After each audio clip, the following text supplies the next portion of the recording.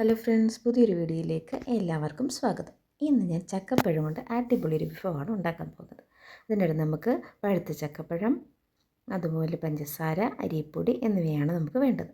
അപ്പോൾ ആദ്യം തന്നെ നമുക്ക് ഒരു മിക്സിയുടെ ജാറെടുത്ത് അതിലേക്ക് ചക്കപ്പഴം ഇട്ട് കൊടുക്കാം.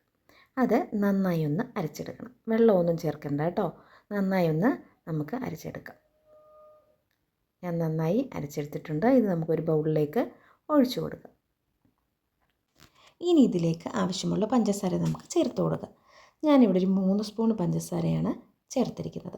ആവശ്യത്തിന് മധുരം അനുസരിച്ച് നമുക്ക് പഞ്ചസാര ചേർക്കാം. നന്നായിട്ടൊന്ന് ഇളക്കി കൊടുക്കണം. ഇനി ഇതിലേക്ക് ആവശ്യമുള്ള അരിപ്പൊടി നമുക്ക് ചേർത്ത് കൊടുക്കാം. ഞാനൊരു 2 സ്പൂൺ അരിപ്പൊടിയാണ് ഇവിടെ ചേർത്തിരിക്കുന്നത്. അത് കട്ട പിടിക്കാതെ നന്നായിട്ട് നമുക്കൊന്ന് ഇളക്കി കൊടുക്കാം. ഇതുപോലെ നന്നായിട്ട് നമുക്ക് ഇളക്കാം.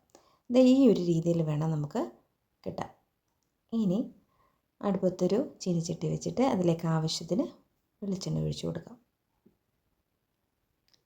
വെളിച്ചെണ്ണ തിളച്ച് വരുമ്പോഴത്തേക്ക് അതിലേക്ക് ഓരോ സ്പൂൺ വീതം നമുക്ക് ഇട്ട് കൊടുക്കാം. ഒന്നിലൊന്ന് തൊടാതെ വേണം ഇടാനേ, അല്ലെങ്കിൽ അത് തിരിച്ചിടുമ്പോൾ ബുദ്ധിമുട്ടാവും.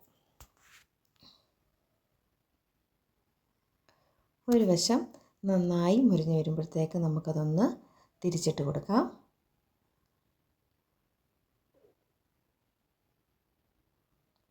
ഒരെണ്ണമായി തിരിച്ചിട്ട് കൊടുക്കാം. നമ്മുടെ അടിപൊളി ചക്കപ്പൊരി ഇവിടെ തയ്യാറായിട്ടുണ്ട്. എല്ലാവരും ഒന്ന് ട്രൈ ചെയ്ത് നോക്കണേ. ഇഷ്ടമായ ലൈക്കും